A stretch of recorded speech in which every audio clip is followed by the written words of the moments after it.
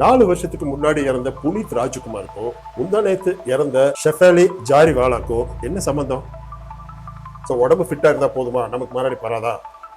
இவங்க மட்டும் இல்லைங்க, சித்தார்த் சுக்லா அவரும் 4 வருஷத்துக்கு முன்னாடி ஹார்ட் அட்டாக்ல இறந்தாரு. இந்த 3 பேருமே பாத்தீங்கன்னா ரொம்ப இளம் வயசுலயே மாரடைப்பு வந்து இறந்தவங்க. அது மட்டும் இல்ல, இவங்க எல்லாருமே ஃபிட்னஸ்ல கில்லாடியா இருந்தவங்க. நீங்க 6 பேக் வச்சிருந்தாலும் சரி, உடம்பு ஃபிட்டா இருந்ததுனாலும் சரி, மாரடைப்பு வர்றது உங்களுடைய வெளி தோற்றத்தை வச்சு கிடையாது.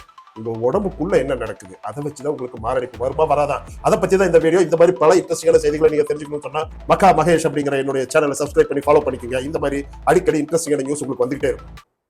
எல்லா தடவையுமே ஹார்ட் அட்டாக் வந்து நமக்கு எச்சரிக்கை பண்ணிட்டு வராது. உங்களுக்கு family history of heart attack இருந்ததுனாலோ, உங்களுக்கு சக்கரை வியாதி, ப்ரெஷரு இல்லை கொலஸ்ட்ரால் இதெல்லாம் ஏதாவது அதிகமாக இருந்துச்சுனாலோ உங்களுக்கு மாரடைப்பு வர்றதுக்கான வாய்ப்புகள் ரொம்ப ரொம்ப ரொம்ப ரொம்ப ரொம்ப ரொம்ப அதிகம். சரி, வாக்கிங் போகிறது, எக்ஸசைஸ் பண்ணுறது, ஜிம்முக்கு ரெகுலராக போகிறது, இதெல்லாம் நான் பண்ணிட்டு தான் இருக்கிறேன். இது போக நம்ம வேற என்ன நல்லா செஞ்சு மாரடைப்பு வராமல் தடுத்துக்கணும்னு கேட்டால், நம்பர் 1, ஃப்ரெஷ்ஷாக தயாரிக்கப்பட்ட உணவு வகைகளை தான் சாப்பிடணும். இந்த ஃபாஸ்ட் ஃபுட்ஸ் எல்லாம் அதிகமாக சாப்பிடக்கூடாது.